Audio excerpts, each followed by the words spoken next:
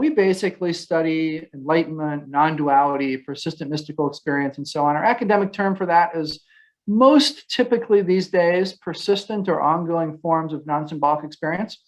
But we tend to use fundamental well-being in the public sphere. And this is a talk that's a little more tilted towards the public, even though this is an academic society. It's going to be very academic-y as a talk, but I know there's a lot of public folks here. And so I'm going to go ahead and use the term fundamental well-being for the most part throughout it. Note that it does not relate just to spiritual people or religious people. Atheists and agnostics and so on also experience these same things. Let me talk about what we've learned. So first, let's cover just very briefly, even though I know a lot of you already know this, what persistent non-symbolic experience or fundamental well-being is. Well, it's a persistent shift that happens in your nervous system, basically away from an old wired-in survival system that keeps you on guard and on edge in every moment, even if you don't really perceive that you are. It's the water that you're living in, and most people can't even perceive it. They don't realize how activated their nervous systems really are compared to what the alternative can be. And so you see here, we say it's a shift really to a deeper fundamental sense of okayness or contentment. There's a sense that you don't need to explore or add anything to yourself. It's okay to explore, but you feel whole. Essentially, you don't need to add anything to yourself. There is reduced or even eliminated mental chatter. And by that mental chatter, it's really the self-reflexive stuff. So it's, geez, should I have worn a white shirt today? Or maybe I should have worn a sport coat, or, oh, I wonder is the lighting okay in here? Or, all those sort of neurotic type of thoughts, they tend to get significantly reduced or go away altogether. And along with that, their ability to impact your mood. There's an increased or total focus on the present moment, an increased sense of connectedness and possibility, and what I would call life flow instead of task flow. In the psychology space, there's a lot made about flow, where you're in the moment and you're flowing, and they're like your individualized sort of narrative, nagging sense of self is out of the way, and you're just like purely able to, cycle for the championship or whatever.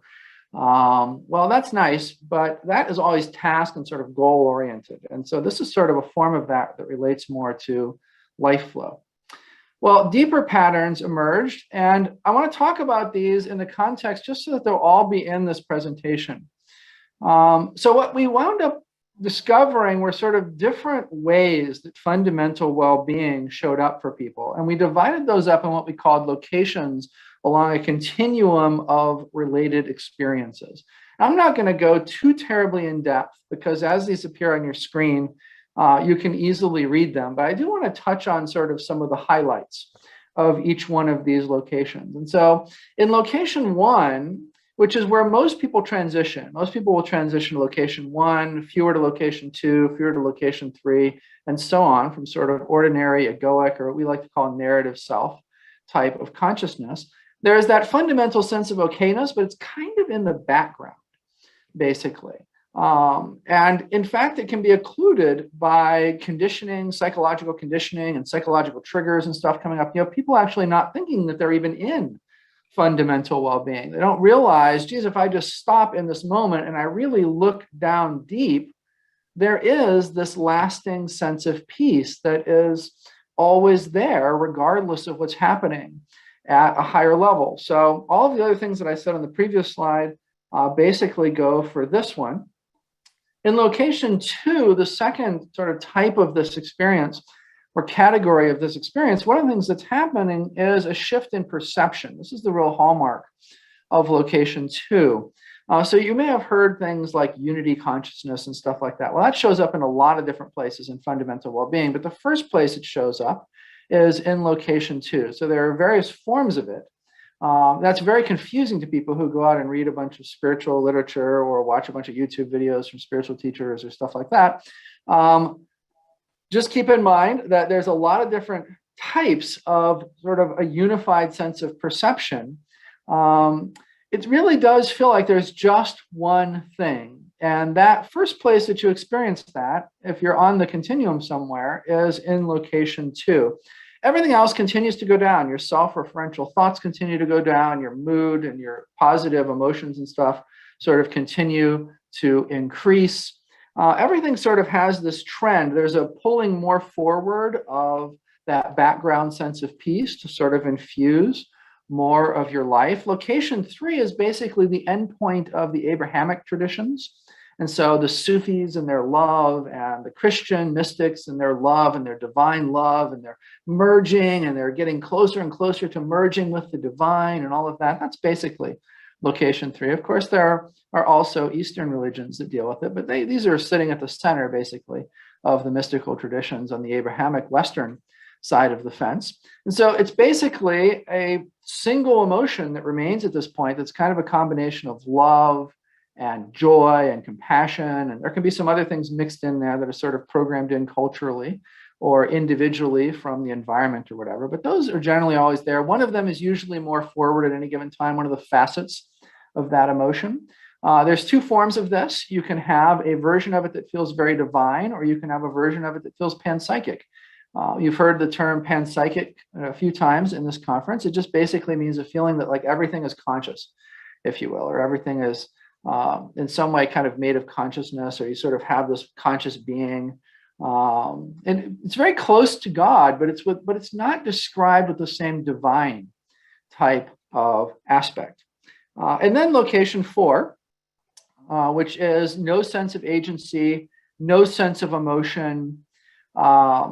It's a very, very different place from what came before it. And yet, in many ways, it just continues the progression that you see starting at location 1. So thoughts by this point, those self-referential thoughts are just dead silent. The last bit of emotion, which was that single positive emotion, basically goes away. Your sense that you can do anything, make any choices or anything like that typically goes away. There's a synchronistic unfolding that is basically felt at this point. So you get the idea. This is a very, very intense form of non-duality that occurs starting in location 4. And location 3, it's actually a dual location like location 1 is. And the way to think about that is actually very simple. If you were trying to, if the sense was that you were going to be in more union with God or the divine or whatever, well, that posits that there's a divine out there and you're here and you're sort of, increasingly getting in union with it. And so there's a subtle sense of that dual sort of nature of experience in it. A lot of people actually miss that because it's a very powerful experience. Okay, so there's the full continuum. We'll see this in another way a little bit later. It's a little bit more abbreviated, so I can put more on the slide. I'm just trying to give you enough information here so that you get a sense of what these different types of it actually are. Now, location 5 or later, we're not going to really cover much in this talk. There's a fork in the road. There's 2 sort of paths after that. One continues in the direction of location 4 with that same sort of no emotion and so on type of direction. Another one has a return to some non-personal types of emotion. And typically you see that more in the West. You see the location 4 type of experience more in the East. That one's we like to call the path of freedom. And the other one that has a little bit of return to emotion and whatnot, we like to call the path of humanity. So when you hear those terms later, just keep in mind that that's what they refer to. There's basically an increasing flatness of perception that starts at location 4 and just continues on through about location 9 or so. There are many, many more locations than that. It's very, very rare for anyone to actually experience them. And the transitions at the later stages can be very dramatic.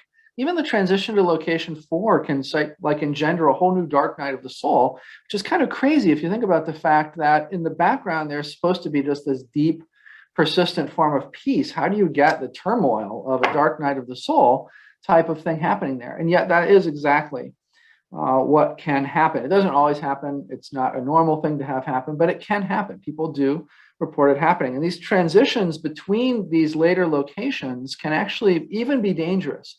They seem to be getting at stuff that is so low level in the brain that they can cause sensory glitches.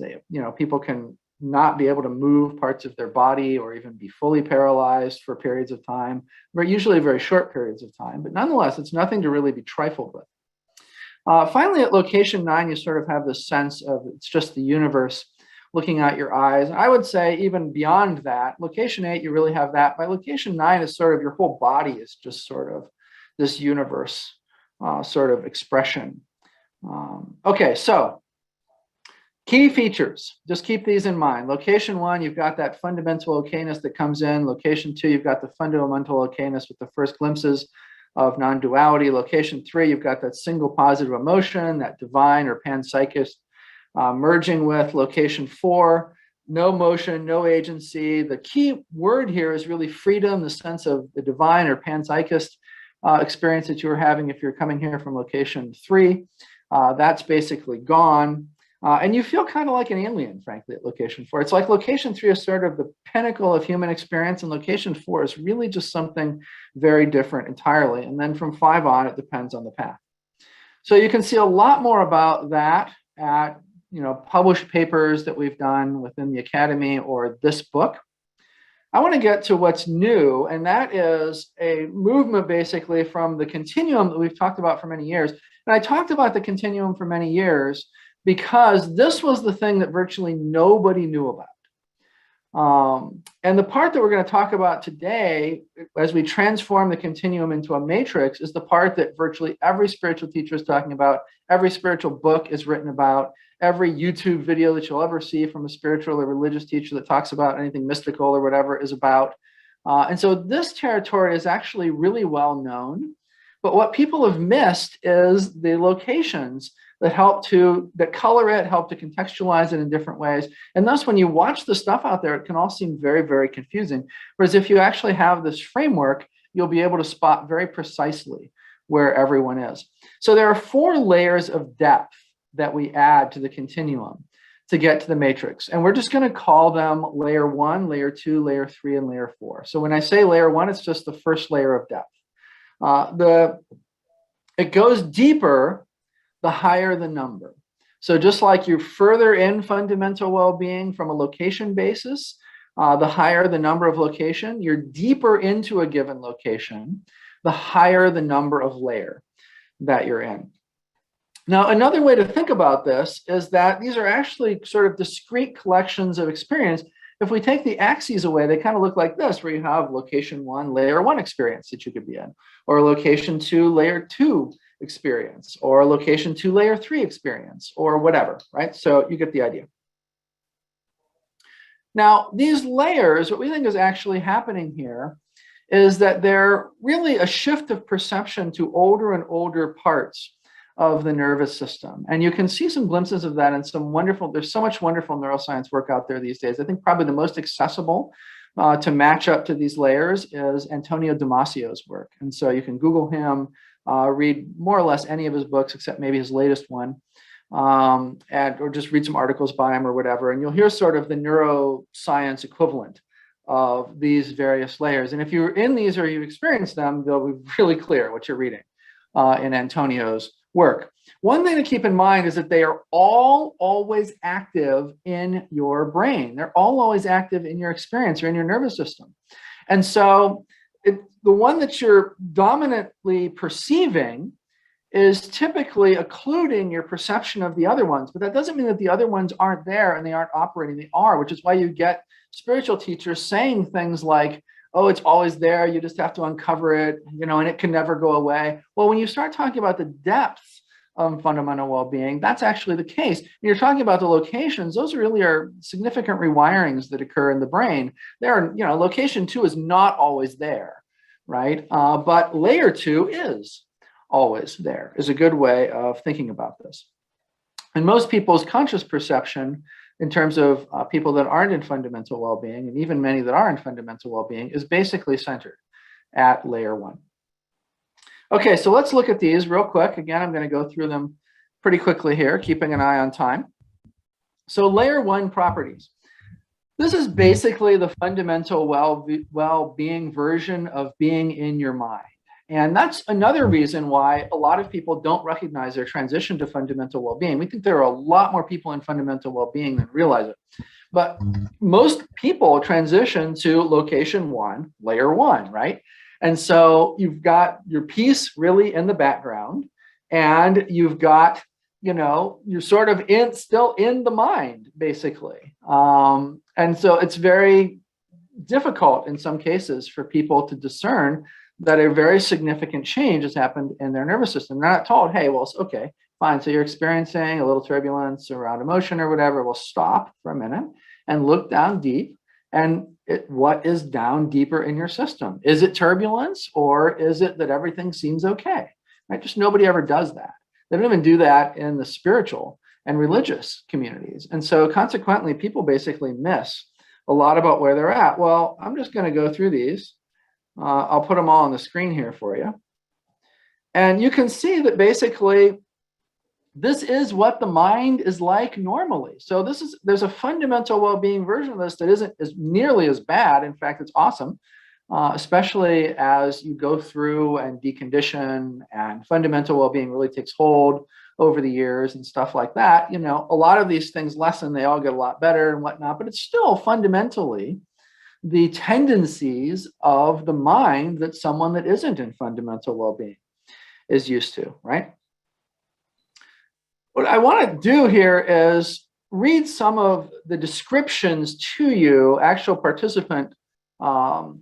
actual participant stuff here, so that you can actually see, and you can read these as well while they're on the screen, so you can get a feel for how different this is between the locations, right? It's the same general thing that's happening layer-wise in terms of depth, but how it expresses across the locations is very different. We probably won't have time to do this with every layer, but we can do it with this one.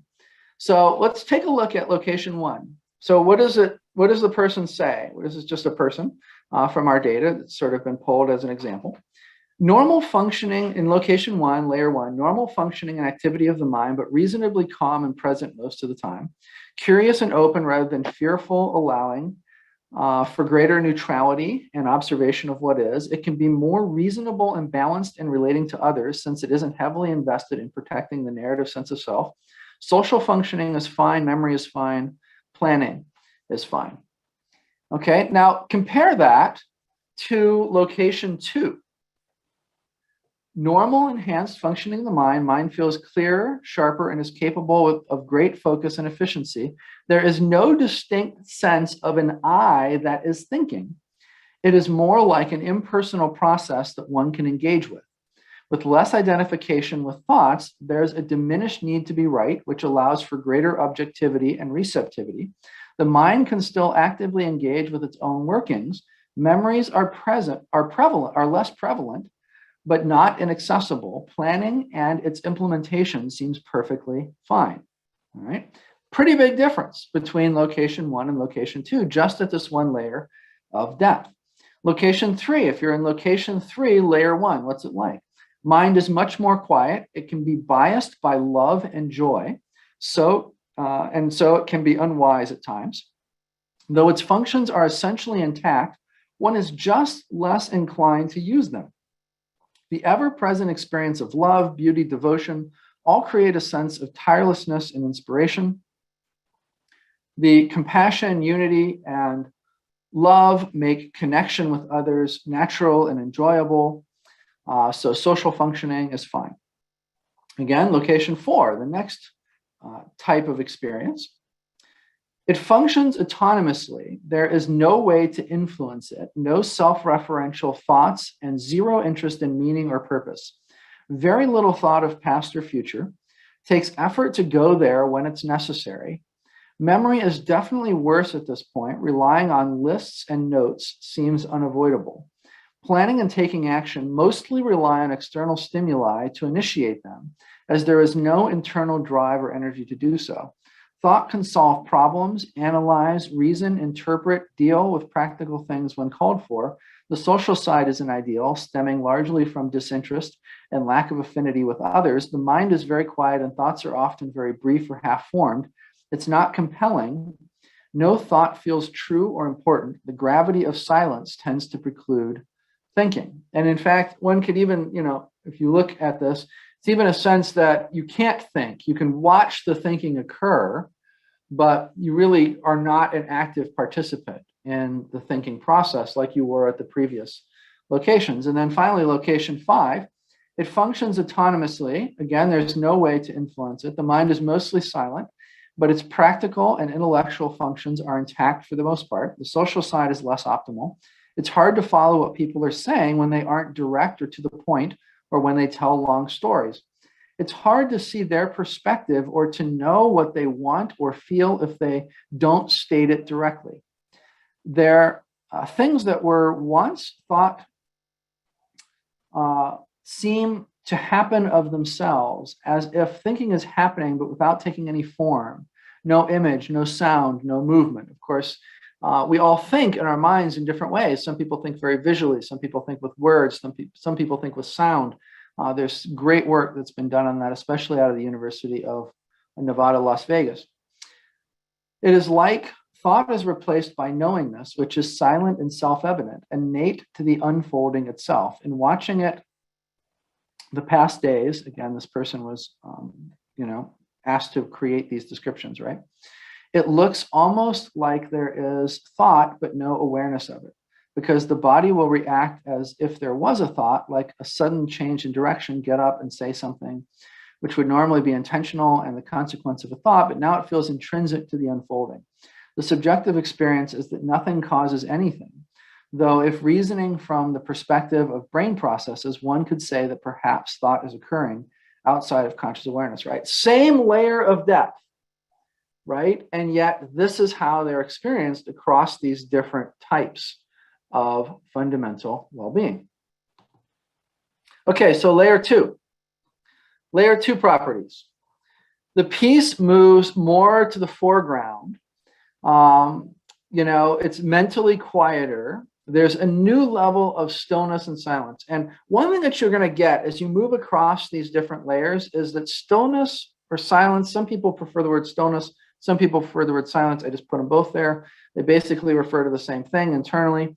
They're really the thing that sort of pulls you through these layers. So they're the thing that is consistent from layer to layer, right? So it's less, it might feel when you first transition to layer one, maybe you first transition in location 2, layer 1. You can transition to anywhere in the first 4 locations from normal consciousness. So you might just pop right into location 2, layer 1. Maybe it feels like, oh my God, all of my thoughts went away. My mind is so still, whatever else, compared to the buzzing noise that was before and your normal egoic narrative sense of self, right? But then when you move to layer 2, you're like, whoa, there was still a lot of noise there. Wow, everything is still, it's a lot more silent, a lot more still. Wow, this is amazing. The same thing when you go to 3, layer 4. So, there's always this deepening sense of stillness and silence. It's a great sort of way, a great sort of thing to focus on to pull you to greater depths. More present, everything seems to have more space around it, even conditioning. So we'll see space is a very big deal. So even something like less personal drama occurring, and it's seen through more effectively because things just seem like they have more space around them. What's ironic about that is that when you're less reactive, other people might be more reactive to you because they're trying, they've learned this is a button I push to get a reaction out of them. And when you're not giving them the reaction, they might increase their drama essentially. Less reactive, of course. Layer 2 is a great place to hide out. People basically will go to layer 2, they'll kind of really root into layer 2, and they'll just sort of hide out from the world, from the messiness that's at layer 1, which is still very mind-oriented and whatnot. And so that's something to keep in mind involving this. So more layer 2 properties, taking a step back from this, it's really just feels like everything is just here, right? So just your perception of, being alive, it just feels like everything is just here and everything is just kind of arising on its own. And there's something miraculous about that. You heard Deepak alluding to this in the previous talk.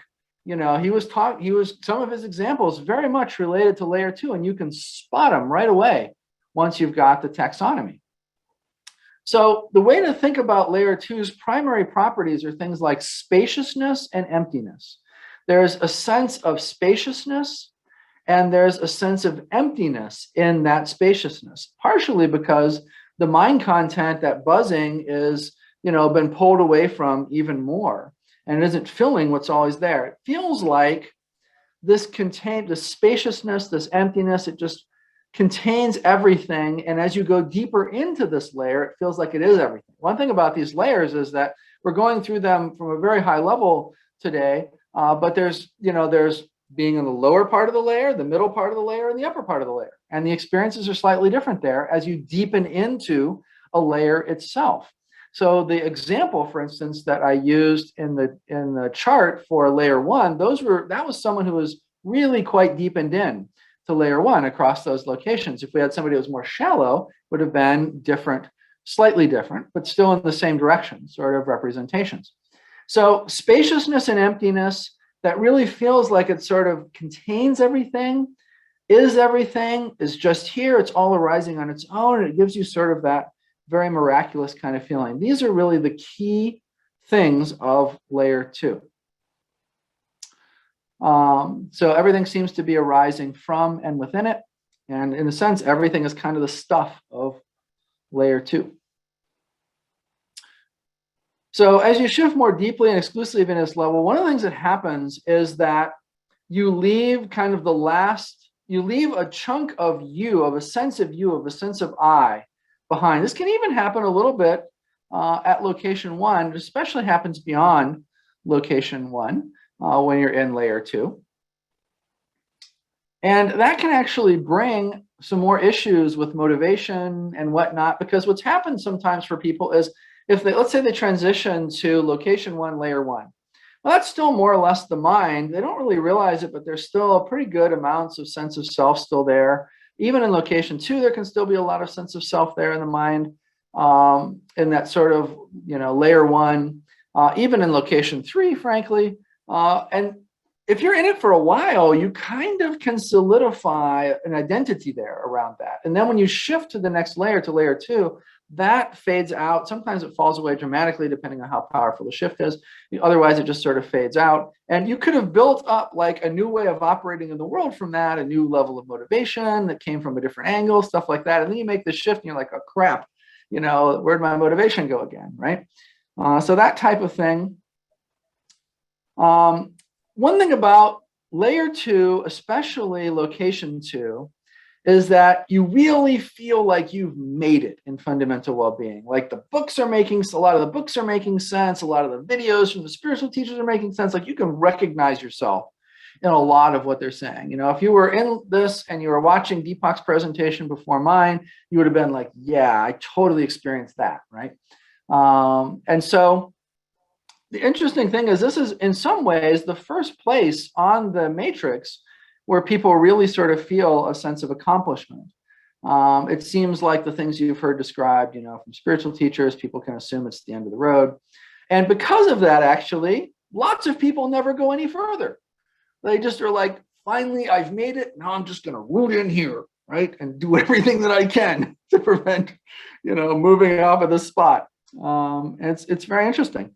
It's also, frankly, kind of hard to get beyond, even if you're not doing that. This emptiness can also bring a sense of loneliness, which is interesting. And so especially at location 2 and later, if you're in location 2 and you're in that non-dual place where it just sort of feels like there's one thing and its spaciousness and its emptiness, it's not hard to see how you could get a sense of loneliness around that. That can also happen later on at location 4 and later. A little bit less so as you go later, just because it becomes almost impossible to be in layer 2 as you're going later in locations, as we'll see. Okay, so let's look at what this might look like going from layer 1 to layer 2. So you're basically going from being embedded in thoughts and emotions to kind of a meta-awareness of thoughts and emotions. You're getting distance from your thoughts and emotions. You're basically starting to get the sense that you're not your thoughts and emotions, although people think that at multiple places on the matrix. And that sort of changes to a sense or awareness of spaciousness and or emptiness, in addition to the more concrete feeling of what's being perceived. So essentially, it's not that you don't still have the ability to see, oh, that's a camera I'm looking at, these are lights. There's a microphone here. Look, there's a laptop and a tablet and whatever else, right? A glass with a little bit of water left in from a long day's conference and whatnot, right? You definitely still see that. And that is, concrete, but it's also within sort of the wider context of this spaciousness. So it's just really, the spaciousness is just very obvious, and the emptiness and so on. And so you go from there, from sensing it, from just basically sensing, oh, there feels like there's something just a little bit out of reach, but it feels like it might be in that direction, to a direct experience of it as you're starting to deepen in to layer 2. And then finally, to an association with it. I am this spacious emptiness. That is who this and what this being is. My existence is that, right? And so you can see how it sort of, this deepening process basically unfolds in a layer. And then once you're really maxing out layer 2, you can start to sense, wait a minute, there's something even deeper here that seems to be infused along with this spaciousness and emptiness. And then you're sort of on to the second one. Okay, so again, I'm not going to read these. I'm going to give you a way to sort of contact me at the end of this presentation, so that you can get some of these types of descriptions, so that you can read, the differences across the locations and across the layers and such. We've only got an hour today, so there isn't that much time. Maybe if we have some time at the end, I can go back and we can read and talk about these. But I wanted them to at least be on the video so that you could at least read them. You could pause the video, and read them. Because of course, this will be made into a video and put up after the conference. Okay, so let's look at layer 3. And the best way to look at layer 3 is to compare it and contrast it with layer 2's properties. So layer 3's hallmark is really fullness versus the emptiness that exists at layer 2. And that fullness is basically permeating and infusing the experience of, being alive, versus being like a container for what's arising and the stuff that's arising, and whatnot. So it's not that emptiness and that spacious container anymore. Now there's this fullness that is increasingly permeating and infusing things. It's often, felt like a pervasive field, as being complete in itself. It's even more still. Remember, each one of these is going to be even more still or silent than the previous layer. And that aloneness thing is gone. So that aloneness thing that happens from the emptiness feeling of layer 2, that's not really relevant in layer 3, because layer 3 has fullness associated with it. And so there's no aloneness, so to speak.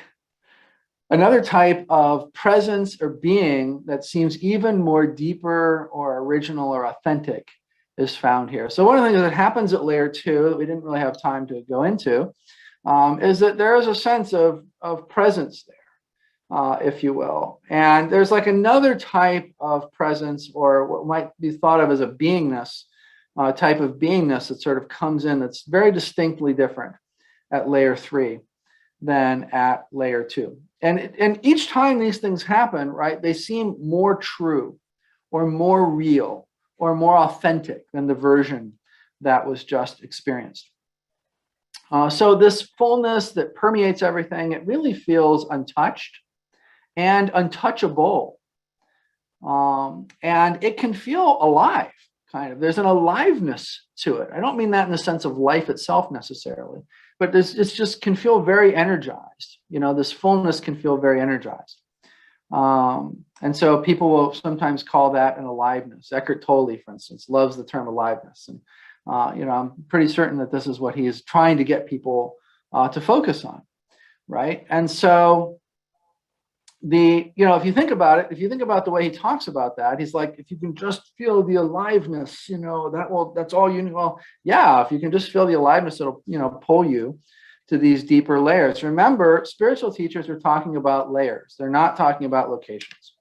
And so aliveness is like a really big deal if you've made it to layer 3. And if you're trying to convey what someone should be feeling, it makes sense that someone would pick something like that.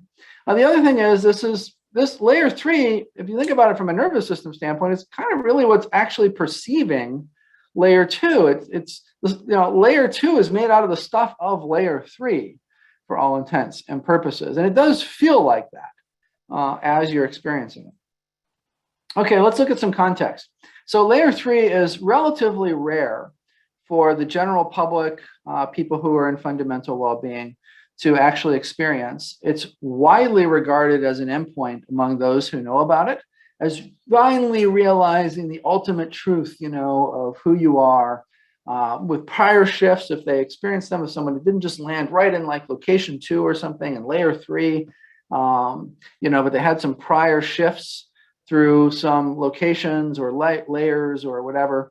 What they're going to basically do is they're going to look at those and they're going to think to themselves, well, those are really not as real as this, so they're kind of false. They're still false identities. Now you get these war zones that occur in the spiritual and religious communities where they're like, well, my fundamental well-being is more real and true than yours, right? Because it does feel like that. All right.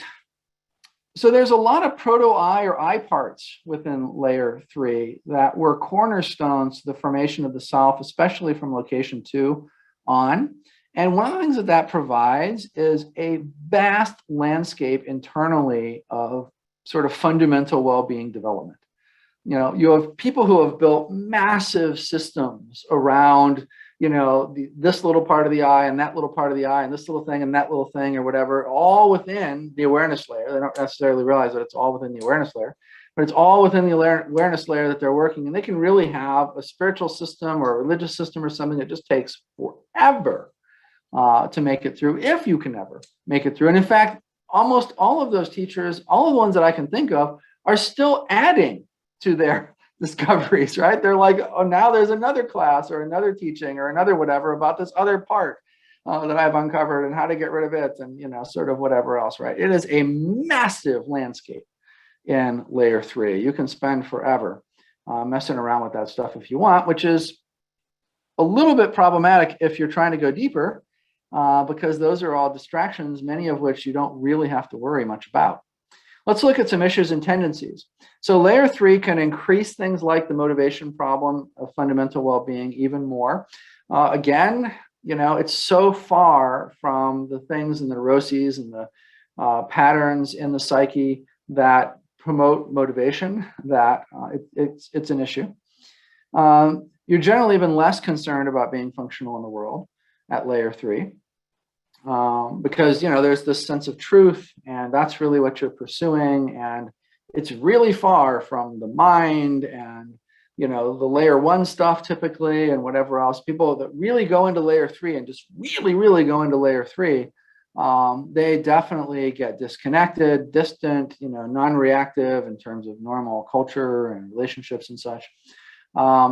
It can make level 1 even more difficult and distant to access for these reasons. But one interesting thing is that we'll see later that it's often paired with layer 1. Sorry, that should say layer 1, not level 1. A strong pull of gravity has, basically it's like it's got its own gravitational pull. Like once you experience and your perception is shifted into layer 3, it just like wants to be this black hole that just basically sucks you in, which is why you care a lot less about the fact that you're not motivated or that, you're pissing people off or whatever else. Okay, some other things. Again, field-like presence really does feel like a field. So when people talk about consciousness as a field or whatever, it's a real phenomenological experience, and that is definitely true of layer 3. It can be true at layer 2. You can kind of see it that way in layer 2, but man, once you experience it in layer 3, it's night and day. You can affect others when you drop into it. This is a weird phenomenon, but basically if you drop deeply into layer 3, you can more or less like get people to stop thinking and have all kinds of effects. Now, that doesn't have to be a woo-woo thing. There's all sorts of brainwave discoveries that are being made about people affecting each other's brainwaves and whatnot. But man, it's a thing for sure in layer 3. Deeper in layer 3, it can kind of feel like the last center that you have goes away, especially, again, more from location 2 on. Some of these properties are not as accessible in location 1 version of layer 3. The other thing is it can feel really like reality is like this thick fluid like substance that you can like, you're sort of pushing through, like viscerally, like a thick substance in some sense. And so people get more or less of that. Some people don't get that at all, but it's a very interesting report that you get at layer 3. Okay, so from layer 1 to layer 3, if we go through, let's see what's new where we left off. We left off with a sense of an even deeper stillness infused within the spacious emptiness, right? And so the 1, 2, 3, 4, 5, 6th bullet point. And so starting with the bigger text, this is moving into layer 3 from that. There becomes a direct experience of that deeper stillness pervading and coexisting with the spaciousness and emptiness. And that stillness is then next sort of felt as a fullness, a sensing of fullness coexisting with the emptiness. And finally, to association with the fullness. Again, it's the, oh, that's what I am. Turns out, oh, okay, I wasn't that stuff at layer 2. I wasn't the emptiness or the spaciousness. I am the fullness. That's what my true nature is, right? And so you have shifts like that going on. And then, of course, a deepening into that fullness, a deepening into that stillness. Towards the end, you get that center falling out. Okay, again, you can pause the video if you're watching this on a video and read some of these. If we have time, we'll go back and get to them. Okay, so for the 4th layer, one thing that I want you to keep in mind is that everything I'm about to say is a literal description, even though it's going to sound like a bunch of woo-woo mystical type stuff. But it is not. There is nothing mystical that's about to be said. These are concrete descriptions of the experience of the world, basically, of life, of whatever you want to call it. Of concrete, descriptions of really just living and experiencing moment to moment. And you have to keep in mind that you will only resonate with these, you will only really understand them if you have actually experienced it. That's a lot of what our work is in the Matrix, is trying to get these layers described in ways where if you've experienced them, you're like, aha, yes, I know that feeling. I know that I've been there, or I am there, or whatever else, right? And unfortunately, what that means is that if you're not there, for everybody else, they're going to try to sort of, get into it, right? They're going to try to be like, okay, spacious and emptiness, yes, spacious and emptiness, yes, okay, I can feel that, spacious, right? But it's just not going to work out. You can't sort of imagine your way or project your way or whatever there. So these are, in this section, just like in every section, designed to help the people that are experiencing it. And you can get the categories of description to help you sort of figure out, oh, this spiritual teacher is here and they're talking from this place. This spiritual teacher is there, they're talking from this other place. That can also be very helpful. So it's not just a confusing mess of teachings out there for you anymore. But keep in mind, these are real, literal descriptions. Okay, so the life level is unlike anything that comes before it. It's almost like the difference between location 3 and location 4, massive difference there, right? One, you're like experiencing the divine, if you get that version of location 3, and then the next one, there's no divine, right? I mean, that is a serious, dark night potential moment, right? It's this same thing from layer 3 to layer 4. It's a big chasm. So it's another massive shift. Although it doesn't seem like the fullness at layer 3 can ever go away, layer 3 seems more real than anything else. It's the endpoint of just about every tradition. And it's just one of those things that it's just so real. You just can't imagine it could ever go, but it does, like that, most cases. Most cases it's an immediate, sometimes it's a fading out, but generally it feels like it just collapses. And then you have this new layer 4 type experience. Okay, so the primary change is a loss of all separation. And you have to be very careful with this. So you'll hear people, you'll hear teachers and books and stuff say things like I am, or I am that, or this is, or that is, or all of those things are not layer 4. Anybody's talking like that is not talking from the experience of layer 4. That's all pre-layer 4, right? That all implies a separation. So what is it that does describe this? Mostly it's the word this. And to a great extent, that's kind of all you can say about it. If you want to try to objectify it for language to describe it to someone, you could say itself. Sometimes when people are describing it in language, they'll say that instead of this, because they've learned that people's brains that aren't in it can understand, I don't know, they just kind of take it in better if they use the word that. But, you know, if you're being true, it's basically this or just existence. And that's it. So let's look at some properties here. There is only this, basically, or that, or, you know, sort of whatever. Literally nothing else exists. It is only pure existence. But again, that is not metaphysical or mystical or whatever in any way. That is concrete and in many ways more ordinary than you've probably ever experienced in your entire life.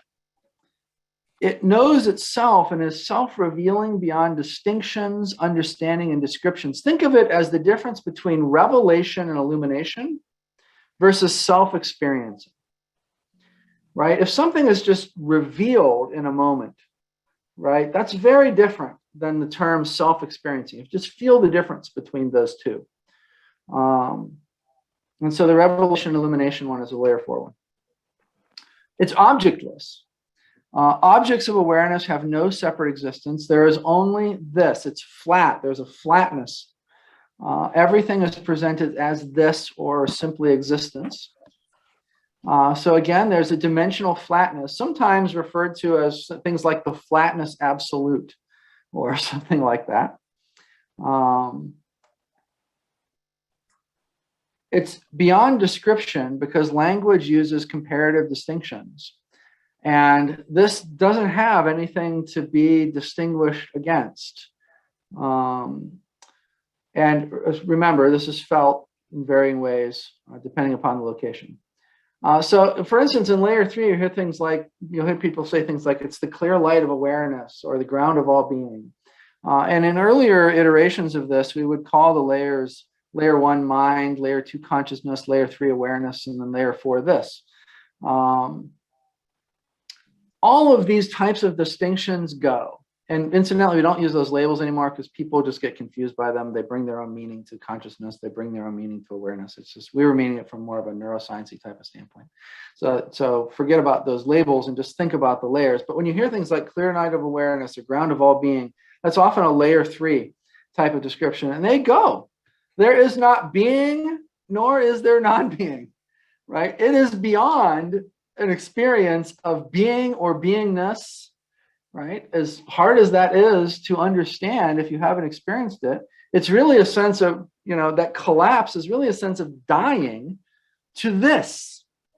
But again, this is just as ordinary as you could possibly imagine. So it's beyond all opposites.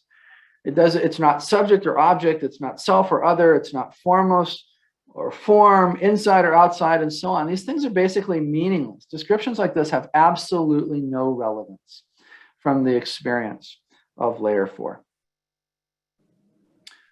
So it feels beyond states and experiences, of course, as you would expect.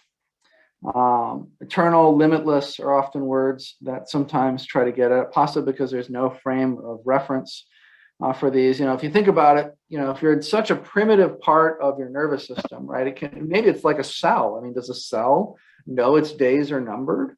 You know, is it like, you know, have some sort of capability to reflect or whatever else? Again, we think we're moving back to simpler and simpler and simpler sort of primitive and older parts of the nervous system as we move through these layers. And in some sense, you're sort of taking your perception and you're taking it from here to here to here to here to here, and you're really sort of whittling it down to this little tiny slice. It doesn't mean that all this other stuff isn't out here, though, as we're talking about. I mean, again, all the layers are always operating in your system unless you've had, you know, brain damage or Okay, so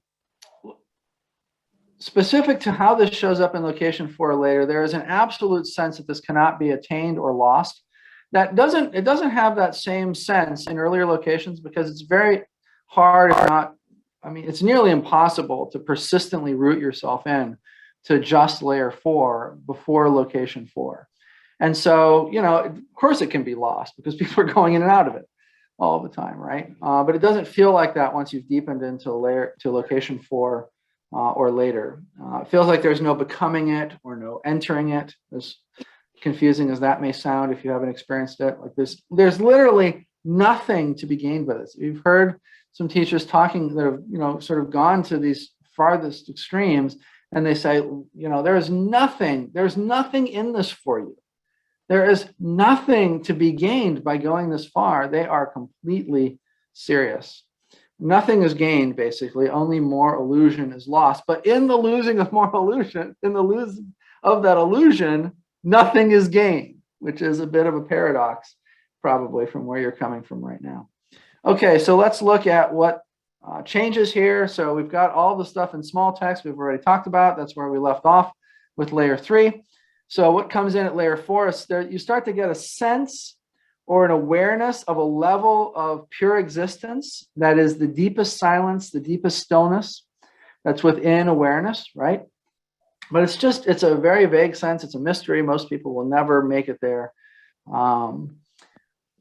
If you do, though, then you start to actually directly experience it, and then you start to become associated with it, and then you deepen into it, right? So it's that same sort of process that unfolds.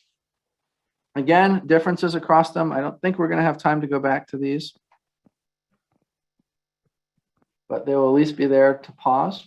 So this is another way to conceptualize it or think about it, where you have the locations and their properties, and then you have the properties like the main property or one of the main properties of each of the layers above it, right?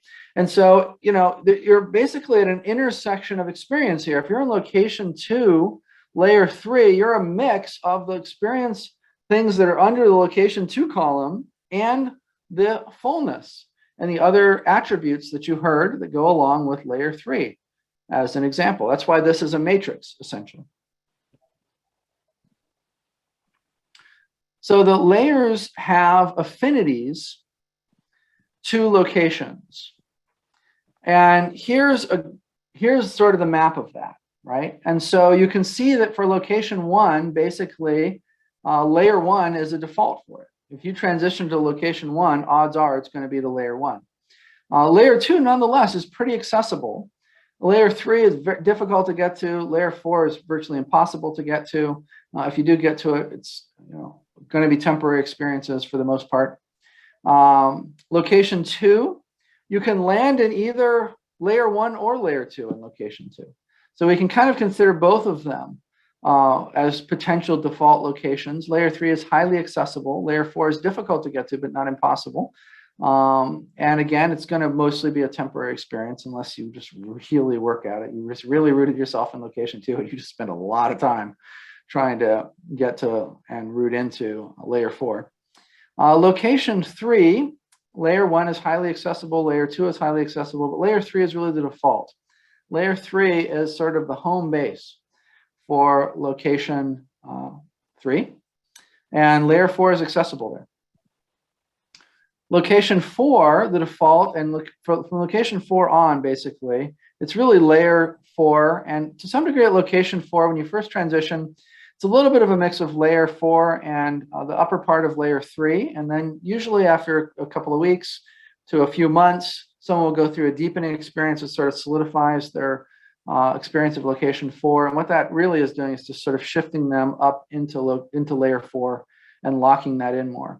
And so you can see that, layer 1 can be accessible. You can sort of watch your mind doing its stuff, but it's generally avoided. It's just not something that people tend to do, care about, whatever else. Layer 2 is accessible. Layer 3 is still highly accessible in location 4. But as you go to later and later locations, it becomes very difficult to get out of layer 4.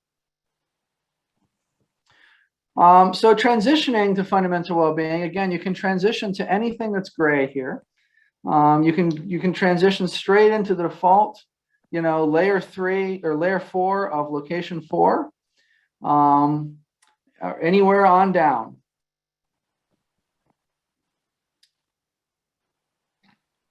There are, commonalities. Most people are going to transition and mostly stay for their fundamental well-being existence in the first 4 squares, basically, and layer 1 and 2 of location 1 and 2. It's not that common for people to really bust out of those. So that is where the majority of finders, people who experience fundamental well-being, typically reside. Now, there are some common paths through this. And you'll see this, you'll pick this up. Now that you've heard these descriptions and stuff, you'll pick this up from spiritual teachers and stuff. And so, again, they don't know about location 1, location 2, location 3, location 4 for the most part, unless they've studied our work. And so they're describing the layers, and they're describing a movement through the layers, right? So this is a very common pattern for people to come in at location 1, layer 1, and move up to layer 2, and then over to location 2, staying at layer 2, and then climb up from there. Here's another common path, landing in location 2. And often these people have had experiences in location 1 but deny it. But some people do just land in location 2. Often that is either at layer 1 or layer 2. And then they sort of work their way up from there, depending upon their goals, belief system, whatever else. This is sort of the sweet spot path for those that go to further locations. So they can come in at anywhere, but let's say they come in at location 1, layer 1. It's basically they'll climb their way up to layer 2, move over to location 2, climb their way up to layer 3, move over to location 3, then jump to location 4. Again, usually a mix initially between the top of layer 3 and layer 4. And then they'll deepen into layer 4 in location 4, and then they'll move to later locations from there. So another thing is that people rarely isolate in just a single layer. There are some commonalities. So it's very common for people in location 1 to have some persistence in both layer 1 and layer 2, kind of like a smear, if you will, of the two. Now, the great thing about that is that now, if you understand these categories, you can do a lot with that, right? And so you can realize, oh, this is a smear.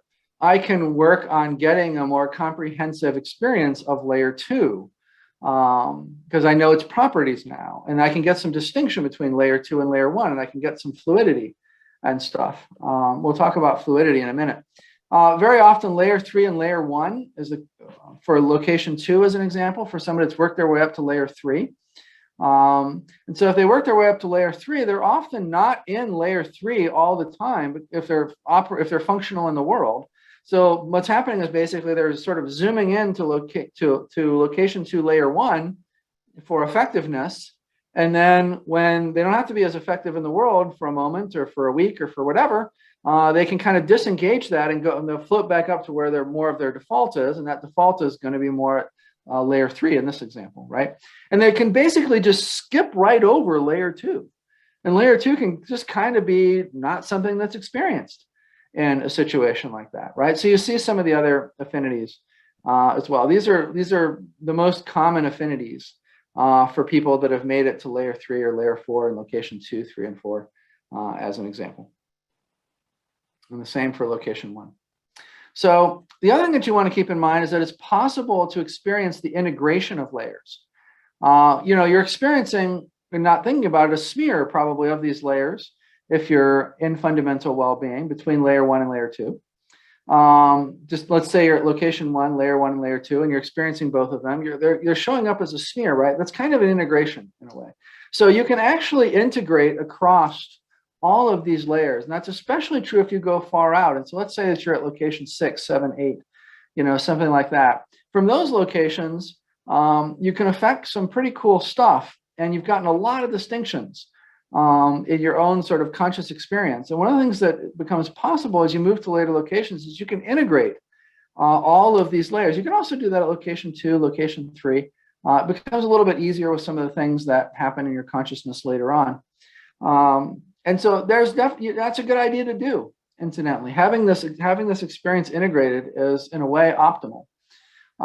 You also, almost everyone will have glimpses of other layers and locations. So even if you're in location 1, layer 1, chances are that you're having glimpses of other places, and that's usable. And then there's the notion of fluidity versus fixity. And so this is the idea that it's basically a good idea to develop fluidity across the locations and across the layers. Basically, it's sort of like having a highly flexible, highly capable nervous system, if you will, from the standpoint of fundamental well-being. And that is often in contrast to the other way of looking at this, which is that you're just going to sort of root in somewhere, you know, that you're in a tradition and that tradition says location 4, layer 4 is where it's at, right? Or location 3, layer 3 is where it's at. And you're putting all of your effort into getting to that place and locking into that place. And you're really just trying to fix yourself in that spot as much as possible. You can totally do that. It's okay to do that. You know, we don't have anything bad to say about that per se, except that it does seem like from all of our research from all these years, it does seem like across thousands of people, right? Well over a decade, coming closer to 2 decades than I even want to think about. You know, the nervous system seems to want this flexibility that is fluidity, and the richness of the experience that you have in fundamental well-being and in life is just massive compared to, you know, fixing in a specific point with whatever its little narrow bit of perception is. Okay, that's it. I'm out of time. So I just wanted to thank you all for your attention. And I'm going to put a link in the chat for this presentation. I'm going to get the next speaker up and going first. And then I'm going to put a link into the chat, and you can use that link if you want to get on a mailing list. And then as soon as I have a spare moment, we're going to send things like examples of the different locations and layers, like those grids that we didn't have time for. We'll send it to the people that are on that list, basically. So that list is basically just exists if you want that additional information. Okay, that's it.